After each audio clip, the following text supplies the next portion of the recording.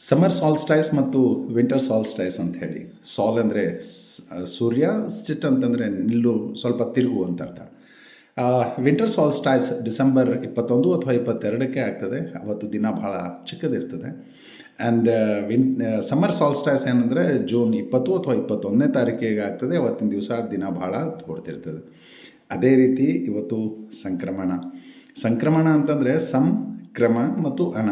ಅಂದರೆ ಸಮ್ ಅಂದರೆ ಜೊತೆಯಾಗಿ, ಕ್ರಮ ಅಂದರೆ ಮುಂದೆ ಚಲಿಸುವುದು ಅಂತ ಅರ್ಥ. ಇವತ್ತು ಇಂದ ನೀವು ಸ್ವಲ್ಪ ಅಬ್ಸರ್ವ್ ಮಾಡಿದರೆ ಡೇ ಏನಂತಂದರೆ ದೀರ್ಘ ಆಗಲಿಕ್ಕೆ ಶುರು ಮಾಡ್ತದೆ ಆ್ಯಂಡ್ ರಾತ್ರಿ ಸ್ವಲ್ಪ ಕಡಿಮೆ ಆಗಲಿಕ್ಕೆ ಶುರು ಮಾಡ್ತಾವೆ. ನಮ್ಮ ಪೂರ್ವಜರು ಇದನ್ನು ಗಮನಿಸಿ ಇವತ್ತಿನ ದಿವಸ ವಿಶೇಷವಾಗಿ ಅದಕ್ಕೆ ಆಚರಣೆ ಮಾಡ್ತಾರೆ. ಹೆಸರು ಭಿನ್ನವಾಗಿರಬಹುದು, ಬಿಹು, ಲೋಹರಿ ಅಂತ ಹೇಳಿಲ್ಲ.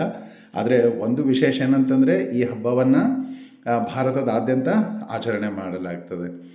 ಸೊ ನಮ್ಮ ಹಬ್ಬಗಳ ಹಿಂದೆ ವಿಜ್ಞಾನದ, ಸಂಸ್ಕಾರದ, ಸಂಸ್ಕೃತಿ ಅದ. ಈ ಹಬ್ಬವನ್ನು ವಿಶೇಷವಾಗಿ ಅರ್ಥಪೂರ್ಣವಾಗಿ ಆಚರಣೆ ಮಾಡೋಣ. ಆ್ಯಂಡ್ ಇವತ್ತಿನ ನಿಮ್ಮ ಸಂಕ್ರಮಣ ಶುಭವಾಗಿರಲಿ. ಸಂಕ್ರಮಣ ಅಷ್ಟೇ ಅಲ್ಲ, ಈ ವರ್ಷ ಬರುವ ಪ್ರತಿ ಹಬ್ಬವೂ ನಿಮಗೂ ನಿಮ್ಮ ಕುಟುಂಬದವರಿಗೂ ಆನಂದ, ಆರೋಗ್ಯ ಮತ್ತು ನೆಮ್ಮದಿ ಕೊಡಲಿ. ಜೈ ಶ್ರೀಕೃಷ್ಣ.